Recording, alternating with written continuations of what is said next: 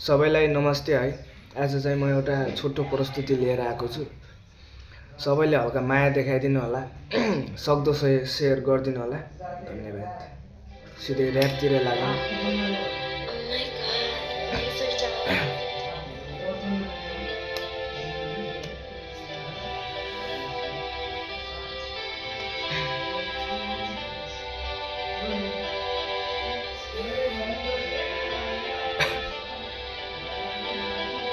म नेपाल हाँसेको हेर्न चाहन्छु, खुसीले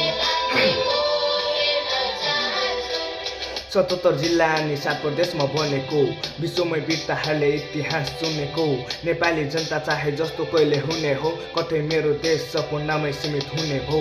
77 जिल्ला अनि 7 प्रदेशमा बनेको, विश्वमै वीरताहरूले इतिहास चुनेको, नेपाली जनता चाहे जस्तो कहिले हुने हो, कतै मेरो देश सपनामै सीमित हुने भो। गुनासो बोकिआएको म त विगत जिल्लाबाट, हाम्रो गाउँमा रोड छैन, यता बाटो चिल्लो छ त, राजाको शासन सयौं 240 वर्ष गणतन्त्र भित्राको थियो आउला भनी खुसी हर्ष, निमुखा र दलित मार्न राजा गर्थे खोज्ने, अरू देशले विकास रोज्दा हाम्रा राजा स्वास्नी रोज्ने, आफ्नै ठाउँ मात्र हेर्छन् राजा नेता दुवैले, 21 तोपको सलामीमा बेचे नेपाल उनैले।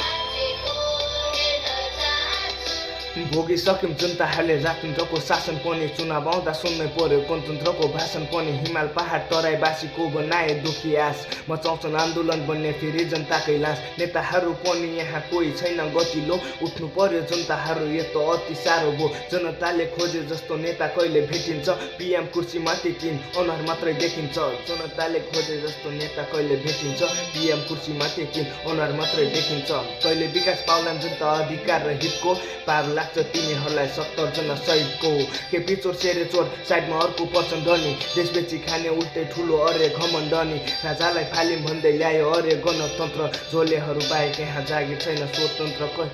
यो मुलुक दुई ढुङ्गा बीचको तरुल जस्तो छ, प्रजा मोटा भया दरबार बलियो रहन्छ, राजाका भण्डा भनेका रैतानहरू